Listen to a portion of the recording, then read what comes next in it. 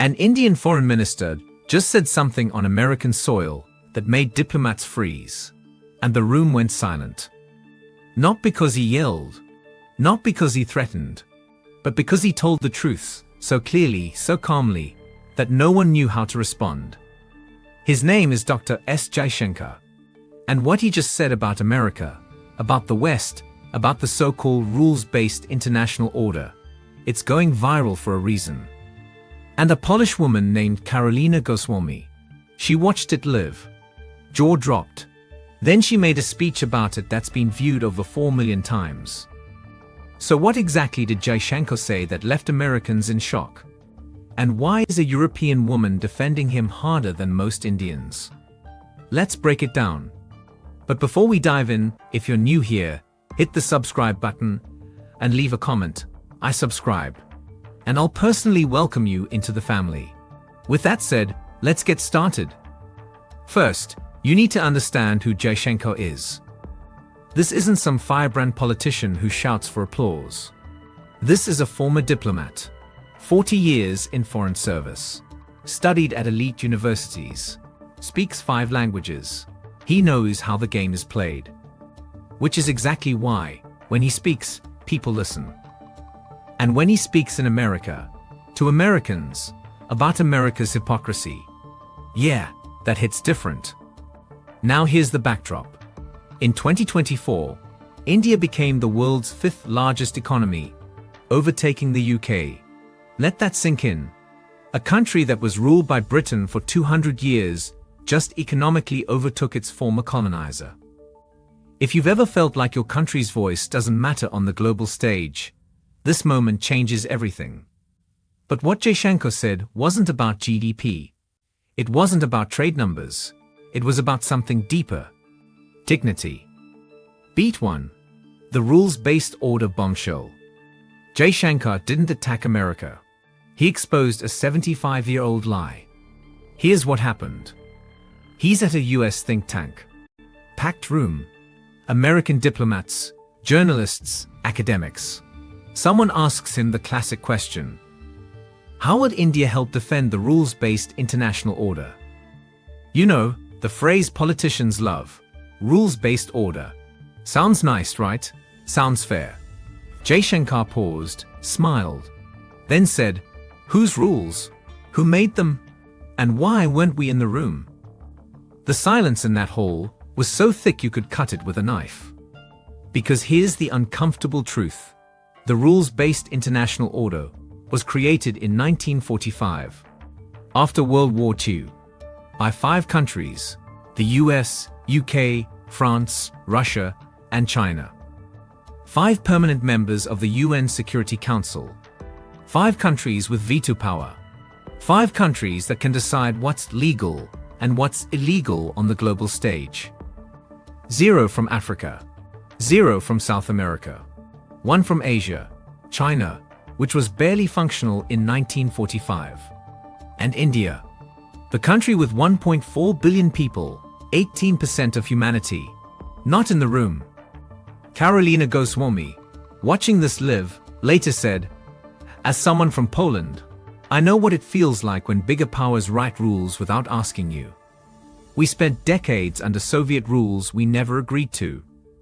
Now imagine a global system built the same way, and imagine being told to respect it. Jaishankar wasn't asking for permission anymore. He was asking, why should we? But he wasn't done. What he said about immigration left Americans even more uncomfortable. Beat 2. The immigration double standard. Here's where it got personal. An American reporter asks, isn't India facing a brain drain? Your best and brightest keep leaving for the West. Classic gotcha question, meant to make India look weak. Jaishankar didn't flinch. He said, you celebrate when our best doctors and engineers come to America. You give them H-1B visas. You build companies with them. 65% of Silicon Valley startups have at least one immigrant founder.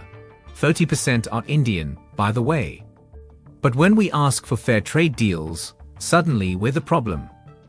You could see American panelists shifting in their seats, unsure whether to nod or defend.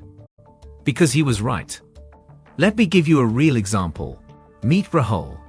Not his real name, but his story is. Rahul came to the US in 2010. Software engineer. Brilliant. Built an app that's now worth $500 million. Pays taxes. Creates jobs. The American dream, right?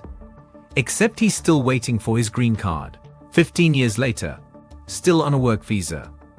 Meanwhile, less skilled workers from other countries got their green cards in 3 years. Why? Because the US immigration system has per-country caps.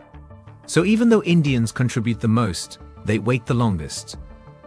A Stanford study from 2024 found that Indian workers contribute $450 billion to the US economy. But they face the longest visa wait times of any group. Jaishankar called it out. Not with anger, with facts. Karolina later said, "This isn't anti-American. It's pro-fairness. And Americans aren't used to being told they're unfair by people they consider grateful immigrants." That discomfort, that's the sound of power shifting. She made a video about Jaishankar's speech. It got 4.2 million views in 72 hours. Translated into 12 languages. Why does she matter? Because she's not Indian. She has no patriotic obligation. She's European. She's from the West. And she's saying, the West is wrong about India, and Jaishankar is right. Her key quote, Jaishankar isn't being aggressive. He's being honest. The West just isn't used to being told no by brown people. That line went everywhere. Here's a journey. She believed Western media about India. Then she visited, saw the reality, saw the lies, started exposing them. Now she has interviews with Indian government officials. Her channel grew 40% in 1 month. Viewers from 140 countries. An Oxford study from 2024 found that third-party validators, people like Karolina, have 3 times more influence on changing opinions than native voices. Because when an outsider defends you, it hits different. In her videos, you can hear the frustration. Not with America, with the willful blindness. She's saying what many in the West are afraid to say. The world is changing. And you can either accept it with dignity or resist it with denial. But here's the real question. This isn't about India versus America. It's about honesty versus hypocrisy. Here's what I want to know. Can the world have multiple powers, or must one always dominate? If you're American, does this make you defensive or curious? If you're Indian, does this make you proud or worried? If you're neither, who do you think is right? Drop your country's flag in the comments. Tell us, should smaller countries challenge bigger ones, or is that disrespectful? The most surprising answer gets pinned. Because here's what's coming next. Next week, Jaishankar speaks at the UN. And if you thought this was shocking, wait until you hear what he says when he's not on American soil. We'll cover it. Will you watch, or will you pretend the world isn't changing?